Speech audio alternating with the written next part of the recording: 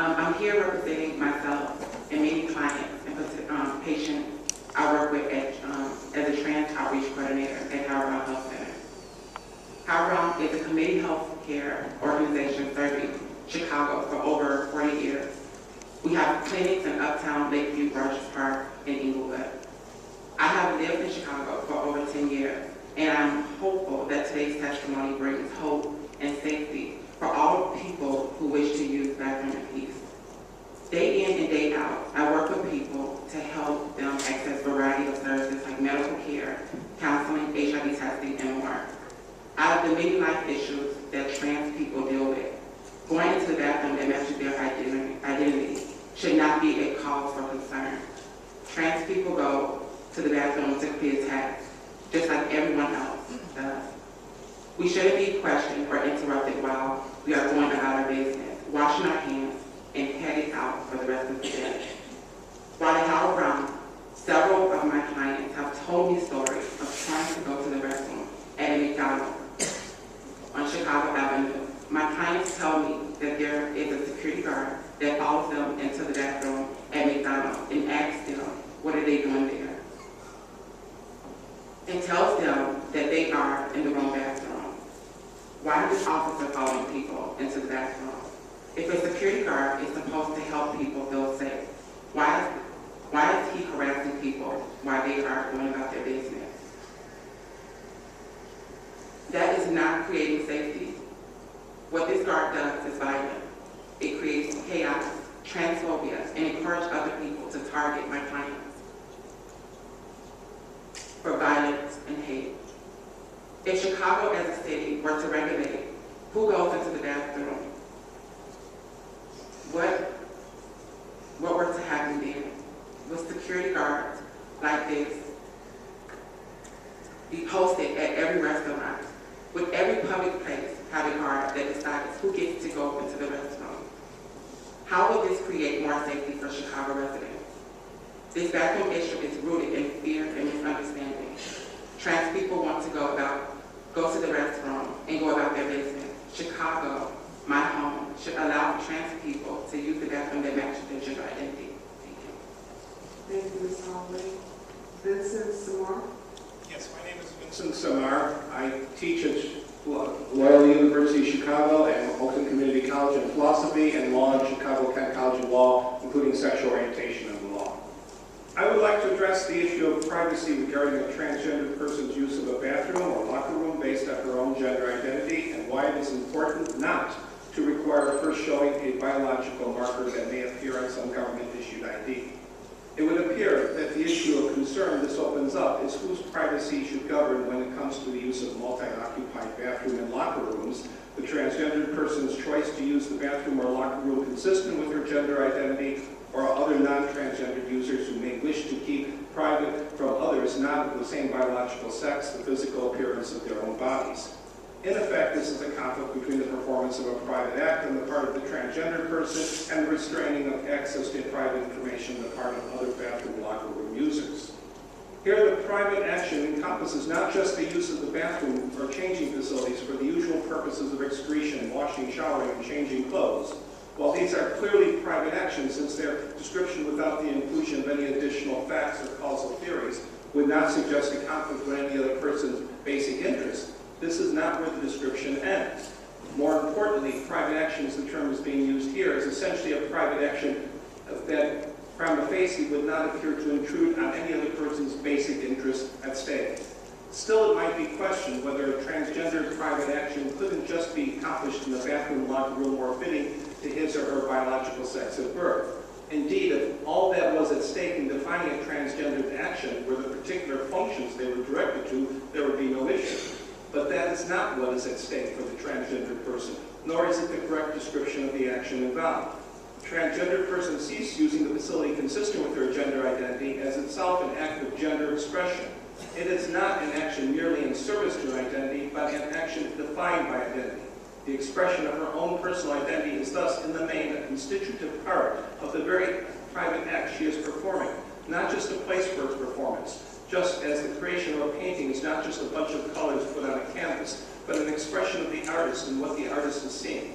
The transgendered transgender's reason here, which is to express her own identity, in effect rationalizes the action because it leads us to see something she saw in the action, some feature, see consequence or aspect of the action she wanted, desired, prized, held dear, thought dutiful, beneficial, obligatory, or agreeable. To illustrate, the transgender's body, while using a restroom or locker room, may be noticed by others for whatever reason should not care to view it. But that is not the purpose of the transgender's use, or even her motive for her use of the bathroom or locker room, but at most an incidental effect. Her intention is to use the facility that accords with her gender identity. Like any private action, such as having an abortion, where others might notice that the woman no longer appears pregnant, any discomfort that others might experience by witnessing the transgendered in the bathroom is a reason for them to avert their eyes, not a reason for the transgendered person to be excluded. It is true that some non-transgender people might claim their private actions and using of facilities are in fact being restricted because they feel uncomfortable in the presence of someone who's not of their same biological sex. On the surface, this may appear like a privacy argument on both sides, or the one that privileges the transgender person. But this ignores the basis of the transgender's claim is grounded in a private act of expressing one's personal identity, which is constitutive of her choice of facility, while the claim of the uncomfortable biological user is based strictly on a social convention of what she did not want revealed. Because it is not constitutive of the actions performed, but at most a motive for where to act, it cannot be a reason for excluding the transgendered person's access to the facility. Indeed, the same argument could and has been just as easily made against sharing a bathroom or locker room with someone of a different race as it was in the segregated bathrooms of the American South prior to the Civil Rights Act of 1964. There, the view that racial identity could be seen as part of one's expression was found to have no basis in any other than a social construction, which was often a motive in servicing and maintaining white supremacy and not a constitutive part of the action itself. For all these reasons, it is a clear violation of the transgender person's dignity to express who she is or to require who she is by having to refer to a biological marker. That this is done in order to avoid a non-transgender person's discomfort seems to overstate the non-transgender person, what the non-transgender person could easily avoid on their own. I therefore recommend passage of the Equal Access Ordinance. Thank you. Thank you very much for your testimony. Avery James Capaldi.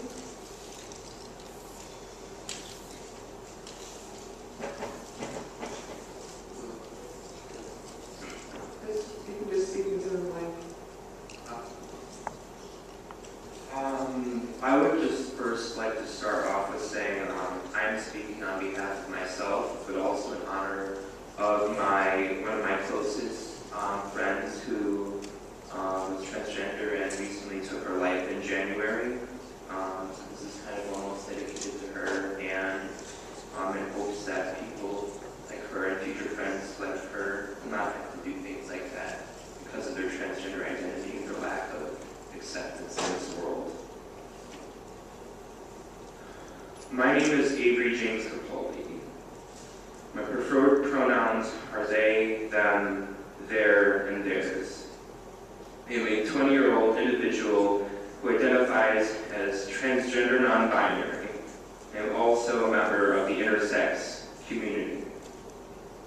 I was born with pinoscrotal third stage hypospadias with severe chordae and pinoscrotal transposition. My intersex condition reflects on years of assault, physically and sexually, in public restroom facilities within my hometown of Dexter, Michigan. The trauma and consistent torment I have faced as a late teen and young adult in public restrooms speaks on behalf of my concern for needed accommodations in restrooms for people like me. Removing my right for emotional safety, validation of my intersex biology, and acknowledgement for having a transgender non-binary gender identity damages every possible part of my being. I am different, but my need to use the bathroom is the same as it is for everyone else. My sex status conflicts with my assigned legal sex identity. Because I was surgically modified to have a male-resembling genitalia, I am considered by the law to be a man, but this is not true. I am intersex. I never had the choice to decide what I wanted the most intimate part of my body to look like, and I was never given the opportunity to decide whether I wanted to be born intersex or even transgender.